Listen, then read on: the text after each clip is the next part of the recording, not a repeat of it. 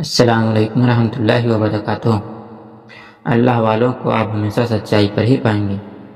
پہلی بات، جو انسان جتنا اللہ رب العزت سے محبت کرتا ہے، اللہ کی مخلوق اسی قدر اس سے محبت کرتی ہے۔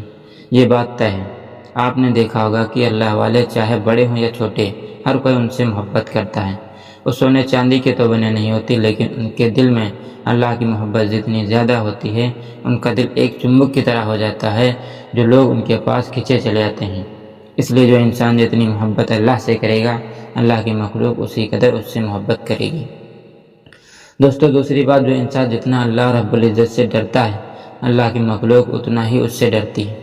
اللہ والوں کے پاس ایک خاص رتبہ ہوتا ہے۔ وہ کوئی تھانے دان نہیں ہوتے، نہ ہی کسی پر حکم چلاتے ہیں، لیکن ان کے اندر ایک ہیبت ہوتی ہے۔ نبی پاک صلی اللہ علیہ وسلم نے اللہ نے میرے رتبے کے ذریعے میری مدد کی، حدیث پاک میں فرماتے ہیں۔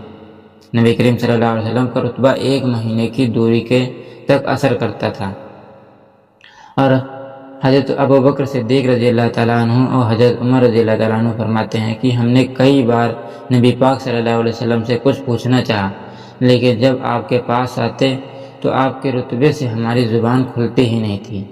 یہی اللہ والوں کی پہچان ہوتی ہے۔ نہ تخت و تاج، نہ لشکر و سپاہی، باقی ان کے پاس اللہ کی دی ہوئی طاقت ہوتی ہے۔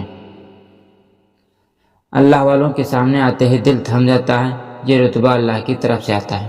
پہلی بات یہ ہے کہ جو انسان جتنی محبت اللہ سے کرے گا، اللہ کی مخلوق اتنی ہی اس سے محبت کرے گی۔ دوسری بات، جو انسان جتنا اللہ سے ڈرے گا، اللہ کی مخلوق اتنی ہی اس سے ڈرے گی۔ اور دوستو، تیسری بات، جو انسان جتنی شدت سے اللہ کی عبادت کرتا ہے، اللہ کی مخلوق اسی قدر اس سے اتنی ہی محبت کرتی ہے، اتنی ہی اس کی خدمت کرتی ہے۔ آپ نے دیکھا ہوگا کہ جو لوگ اللہ والوں کی سیوا کرنے کے لیے آپس میں جھگڑتے ہیں، یہ لوگ غلام نہیں ہوتے، بلکہ ان کے دل میں ایسی محبت بھر جاتی ہے کہ وہ ان سے خوش قسمتی سمجھتے ہیں۔ خلیفہ ہارون رشید اپنے محل کی کھڑکی سے مسجد کا نظارہ دیکھ رہے تھے۔ انہوں نے دیکھا کہ امام ابو یوسف رحمۃ اللہ علیہ مسجد میں داخل ہو رہے تھے۔ ان کے 2 شاگرد ان کے پیچھے پیچھے چل رہے تھے اور وہ ان کے جوتوں کو اٹھانا چاہتے تھے۔ حضرت نے اپنے جوتے اتارے، مسجد میں داخل ہوئے تو ایک شاگرد نے ایک جوتا اٹھا لیا، دوسرے نے دوسرا اٹھا لیا۔ پھر انہوں نے کیا دیکھا، ایک نے اپنا رومال بچھایا، دونوں جوتے اس میں رکھے، اور ایک نے ایک طرف سے اور دوسرے نے دوسری طرف سے رومال کو اٹھایا، اور اس طرح حضرت کے جوتے کو مسجد میں لے گئے۔